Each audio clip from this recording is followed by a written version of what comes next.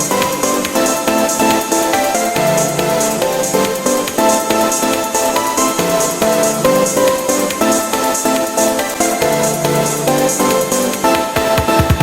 दोस्तों, तो time waste नहीं करते, चलते हैं हम अपनी स्टोरी की तरफ। Let's go enemy time. पिछले पार्ट में हमने देखा था सियांग बाईशेंग को बड़ी ही रफ्तार के साथ उसे बार बार पंच मारे ही जा रहा होता है और बाईशेंग मजबूर होकर कुछ भी नहीं कर पा रहा होता।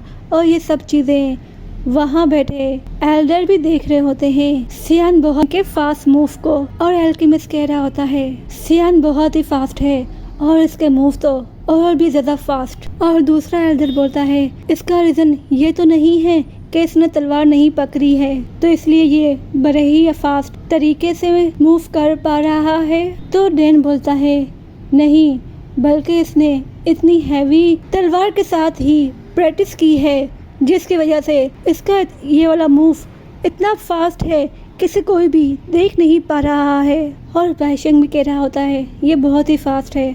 और बाईशेंग थोड़ा दूर जा गिरता है और फिर सियान फिर से उस पर अटैक करने जा रहा होता है, पर अचानक से वो अपने अंदर की फायर को चेंज होता हुआ देख रहा होता है और वो अपनी फायर में स्पार्कल फील करता है। उस वक्त उसे समझ में नहीं आता, बाद में वो समझ जाता है कि इसका लेवल अपग्रेड हो रहा है, इसके लेवल का अपग्रेड का टाइम हो गया है। और एल्डर भी ये देख रहे होते हैं और वो समझ गए होते हैं सियान को ये मैच छोड़ना होगा क्योंकि इसका लेवल अपग्रेड होने वाला है।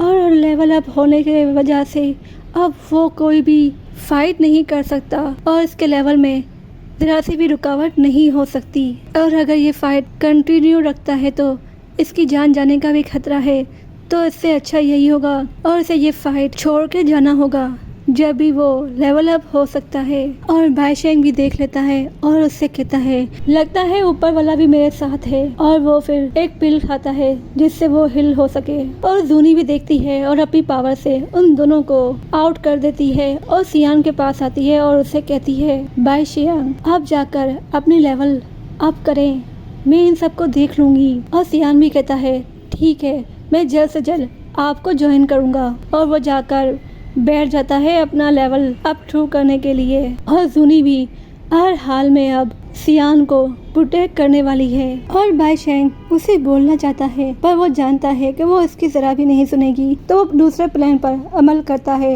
और वो वहाँ के सभी लोगों को कहता है सियान अपना लेवल ब्रेक थ्रू करने वाला है और अगर ये प्रमोट हो गया तो इसकी पावर भी डबल हो जाएगी, तो इसे हरा पाना बहुत ही मुश्किल हो जाएगा। और ये सियान जरा भी काबिल नहीं है जूनी के। और अगर बस सियान भी टॉप 5 में चला गया तो इसे अकेडमी के बहुत सारे ट्रेजर मिलेंगे जिससे वो और भी ज्यादा ताकतवर हो जाएगा और अपनी पावर को और भी बूस्ट कर लेगा। और कंपटीशन के रूल के हिसाब से हम सब लोग मिलकर इसे हरा देंगे, तो रूल भी नहीं टूटेगा। और हमें ये नहीं भूलना चाहिए कि ये हम सबका ही दुश्मन है। तो वहाँ के सभी लोग रेडी हो जाते हैं और होजिया और वू हाओ दोनों ही अपनी टीम को लेकर सियान की तरफ आते हैं। और जूनी भी रेडी हो जाती है उन लोगों को रोकने के लिए। और होजिया उसे बोलती है आप हम पर यकीन करें, हम में से कोई भी तुम्हें हर्ट नहीं करेगा, बस हमें सियान को यहाँ से बाहर निकालना है। और बाईशेंग भी उसे कहता है प्लीज तुम हमारी बात मान लो। और वो हाउ भी बोलता है हमारे रास्ते से हट जाओ और उसका डिफेंड मत करो। तो यूरी भी कहती है ये तो गलत है, एक के खिलाफ 3 लोग। तो टीचर बैठे हुए कह रही होती है ये लोग कोई भी रूल नहीं तोड़ रहे और मुझे पूरा यकीन है जूनी इन लोगों के सभी अटैक को संभाल लेगी और सियान के आते ही सब कुछ ठीक हो जाएगा। एल्केमिस्ट एल्डर को भी ये अच्छा नहीं लगता कि एक के मुकाबले में 3 लोग आ रहे हैं। डैन भी बोलता है हम इसमें कुछ भी नहीं कर सकते क्योंकि ये लोग रूल को नहीं तोड़ रहे, तो इसीलिए हम लोग इनके बीच में कुछ नहीं कर सकते। और अगर ये कुछ गलत करेंगे तभी हम कोई एक्शन ले सकते हैं, पर अभी इनके हक में हम कुछ नहीं कर सकते। और अब सब सियान पर है। और बाईशेंग बोलता है हम ज्यादा टाइम वेस्ट नहीं कर सकते वरना ये बैक थ्रू कर लेगा। और जूनी को बोलता है हमें माफ कर देना पर इसे यहाँ से जाना ही होगा। और जितने भी लो ग्रेड वाले लोग होते हैं तो वो उन सभी को कहता है जाकर अटैक करो जूनी पर। और जूनी भी अपनी एक टेक्निक गोल्डन प्लम से हैंड टेक्निक यूज करती है और सबको हरा कर पीछे कर देती है और सभी लोग ग्रेड के लोग एक एक करके कंपटीशन से आउट हो गए होते हैं। और फिर वू हाओ अपनी तलवार से अटैक करता है जूनी पर। जूनी इस अटैक को डिफेंड बड़े ही आराम से कर लेती है और फिर इस पर अपना अटैक करती है जिससे वो थोड़ा दूर जा गिरता है। तो होजिया भी अटैक करती है सियान पर, वो भी अचानक से, पर जूनी उसे पकड़ के दूर करती है। तो फिर होजिया फिर से उस पर अटैक करती है बार बार और फिर जूनी अपना फिर से अटैक करती है और फिर जूनी फिर से डॉज करके उस पर अटैक करती है और वो अपनी पावर यूज करती है जिससे वो दूर जा गिरती है। और फिर बाइशेंग भी अच्छा मौका देखते हुए सियान पे अटैक करता है पर जूनी उसे कुछ नहीं होने देती और जूनी फास्ट आती है और उस पर अटैक करती है और उसे भी दूर फेंक देती है। और फिर ये लोग उस पर थोड़ा सा पावरफुल अटैक करते हैं और वू हाओ भी आता है और अपना पावरफुल अटैक जूनी पर करता है, पर जूनी ने शील्ड बना ली होती है और उसके अटैक को रोक लिया होता है। पर जूनी की पावर ज्यादा होती है जिससे वो जूनी को नुकसान नहीं पहुंचा पाता। और फिर ये बारी बारी करके एक साथ अटैक करते हैं और फिर बारी बारी तीनों ही जूनी पर अटैक करते हैं, पर जूनी इन लोगों को अच्छी टक्कर दे रही होती है और जूनी भी एक टेक्निक यूज करती है जिससे ये लोग जूनी का सामना नहीं कर पा रहे होते। तो ये तीनों ही अपने अटैक की पावर और बढ़ाकर जूनी पर अटैक करते हैं और जूनी होजिया और वू हाओ से ही लड़ रही होती है। तो बाइशेंग ये अच्छा मौका देखता है और बाइशेंग सियान पर अटैक करने जाता है। तो जूनी ये देख लेती है और जूनी फास्ट सियान की तरफ जाती है, पर बाइशेंग थोड़ा ज्यादा फास्ट होता है, लेकिन जूनी सियान के बीच में आ जाती है जिसे बाइशेंग देखता है कि ये इसका अटैक जूनी पर लगने वाला है। तो वो उसे कुछ ना हो अपने अटैक का डायरेक्शन थोड़ा चेंज कर देता है, पर जूनी इससे जख्मी हो जाती है। होजिया को बाइशेंग पर बहुत ही गुस्सा आ रहा होता है और बाइशेंग को बोलती है, तुम्हारी हिम्मत कैसे हुई जूनी को जख्मी करने की। बाइशेंग बोलता है, मुझे जूनी को हर्ट नहीं करना था, पर वो सियान को बचाने के लिए बीच में आई, इसी वजह से वो हर्ट हुई है। और वू हाओ और होजिया भी बहुत ही गुस्सा कर रहे होते हैं बाइशेंग पर। बाइशेंग बोलता है, इसमें मेरी गलती नहीं है, जूनी का ही कसूर है, वो बीच में नहीं आती तो मैं से बाहर कर देता। तो जूनी गुस्से में बोलती है, तुम्हारा कसूर नहीं है, अपने मगरमच्छ के आंसू बहाना बंद करो। और वो बाइशेंग को कहती है, अगर आज मैंने तुम्हें इस फाइट से बाहर नहीं निकाला तो मैं खुद इस अकेडमी को छोड़ दूंगी। और फिर जूनी बहुत ही बड़ा स्टार लाइट टेक्निक यूज करती है और फिर जूनी को दिखाते हैं जो बहुत ही ज्यादा अपनी पावर को जमा कर रही होती है क्योंकि वो स्टार लाइटिंग की टेक्निक यूज करने वाली होती है इन तीनों पर। और उसी वक्त सियान उसका हाथ पकड़ता है, अब आगे मैं संभाल लूंगा।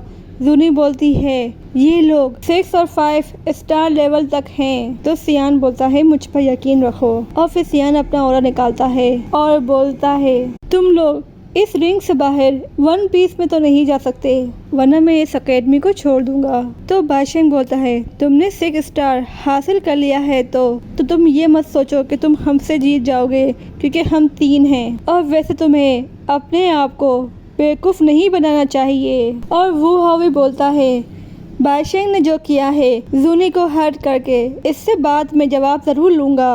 और होजिया भी उसकी बात में हामी भरती है और बाइशेंग बोलता है, पहले हम इससे जीत लें, फिर मैं बाहर खुद ही निकल जाऊंगा और जूनी से अपनी गलती की माफ़ी भी मांग लूंगा। तो सियान बोलता है, इसके लिए तुम बहुत लेट हो चुके हो। सियान अपनी पावर जमा करता है और sky dragon 3 mystery change technique apply करता है और वो भी पहले लेवल हेवन की टेक्निक होती है और इसका ऑरा चारों तरफ जाता है और वहाँ पर सभी बैठे हुए इस ऑरा को अच्छे से फील कर पा रहे होते हैं। और सियान बड़ा ही फास्ट मूव करता है, एक एक बंदे को अच्छे से मार रहा होता है। और डेन बोलता है, इसने जो भी टेक्निक यूज की है वो सीक्रेटली पावर को बूस्ट कर देती है। और दूसरा एल्डर बोलता है, ये पावर ज्यादा टाइम तक यूज कर सकता है। और तीसरा भी एल्डर यही कह रहा होता है, अगर ये पावर इसने इन लोगों पर ज्यादा टाइम यूज की पर ये सामने वाले लोगों के लिए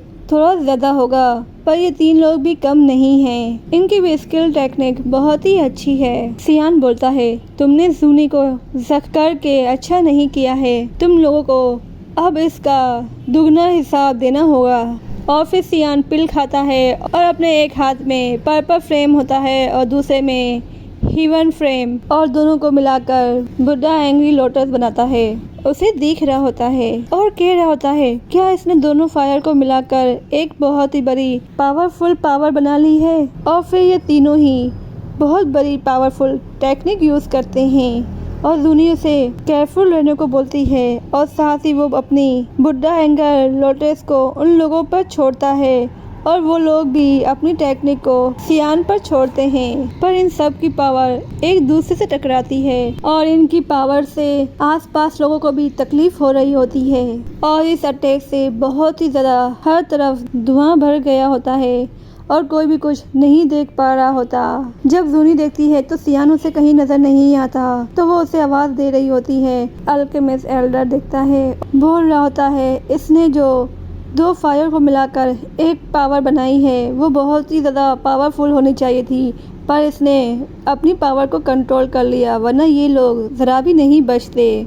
और बाईशेंग देखता है कि सियान कहीं नज़र नहीं आ रहा तो उसे लगता है कि वो धमाके में ही जख्मी हो गया है। और होजिया उठते हुए बोलती है मेरी गलती है जो मैंने तुम सबकी सुन ली। और वाकई में ही सियान सच में पावरफुल है। और वो हाउ भी बोलता है मुझे भी जानना है कि ये कितना पावरफुल है। और बाईशेंग कहता है हाँ वो पावरफुल है पर वो हम तीनों की पावर से बच नहीं पाया और हमने इसे हरा दिया है। वैसे तो वो जख्मी हुआ होगा पर वो जैसे ही मुझे मिलेगा मैं इसके हाथ और पाँव दोनों तोड़ दूंगा। ये सुनना ही था। और फिर सियान सामने आता है और उसे पाँव से किक करता है और होजिया को भी मारता है और वो हाउ को भी किक करता है। ये अटैक बड़ा ही फास्ट होता है जिससे वो लोग कुछ भी नहीं कर पाते।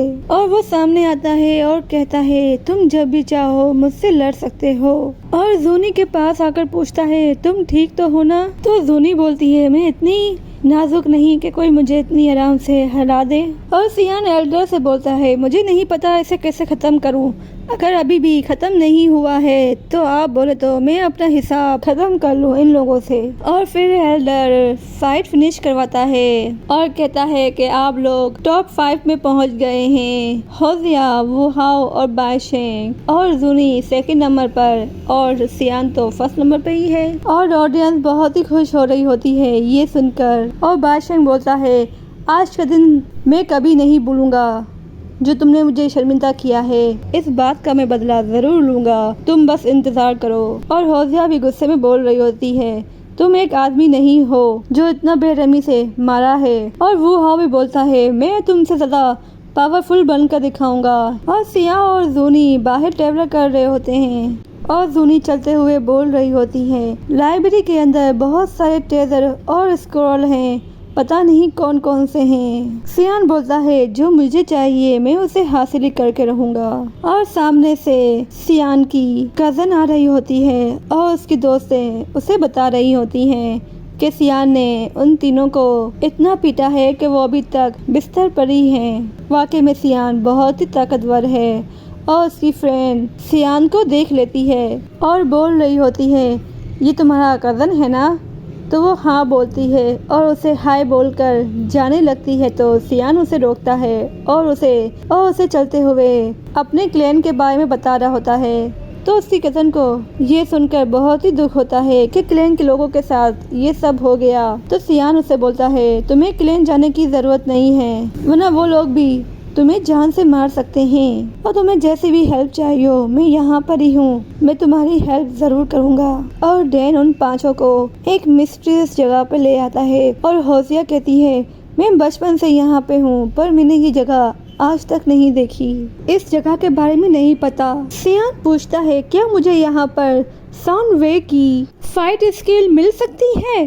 तो डैन कहता है हाँ पर ये तुम्हारी किस्मत पर है। और डैन वहाँ पहुँच गया होता है और सभी बच्चे यहाँ वहाँ दिख रहे होते हैं और उन्हें समझ में नहीं आता कि ये लाइब्रेरी है कहाँ पर। और सामने ही लाइब्रेरी लिखा हुआ होता है और डैन बोल रहा होता है झुककर ये पांचों ने ये कॉम्पिटिशन जीत लिया है, अब इनके इनाम देने की बारी है। बच्चे ये पांचों कुछ समझ नहीं पा रहे होते कि डैन किससे बात कर रहा है।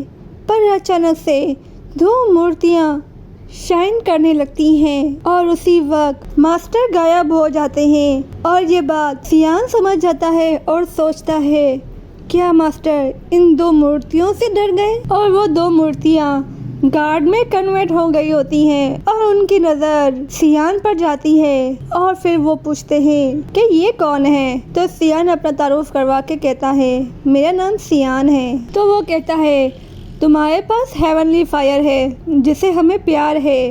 अजीब बात है, तुम्हारी एज जो है वो बहुत ही कम है, पर तुम इस हेवनली फायर को बड़े ही आराम से कंट्रोल कर पा रहे हो। तुम्हें वाकई में ही जीनियस का गिफ्ट मिला है। और वहाँ के गार्ड ये भी कहते हैं, ये जो टॉप 5 है ये पिछले साल से कहीं गुना ज़्यादा अच्छे हैं। और फिर वो लोग अपनी पावर से एक पोर्टल ओपन करते हैं और डैन बोलता है, और ये दरवाज़ा बस ये लोग ही ओपन कर सकते हैं और इसे दूसरे लेवल का भी आदमी भी नहीं तोड़ सकता, ओपन नहीं कर सकता। और ये लोग 100 सालों से इस दरवाजे की हिफाजत कर रहे हैं। डैन उन लोगों को हिदायत करता है कि ये जो 2 बोले वही करना और इनकी हर बात तुम लोगों को माननी है। और फिर वो एक एक करके अंदर जा रहे होते हैं। देखते हुए ये अंदर जा रहे होते हैं और अंदर जाने के बाद दरवाज़ा बंद हो जाता है और यहीं पे हमारी स्टोरी का एंड होता है। तो नेक्स्ट पार्ट में मिलेंगे, जब तक के लिए बाय बाय।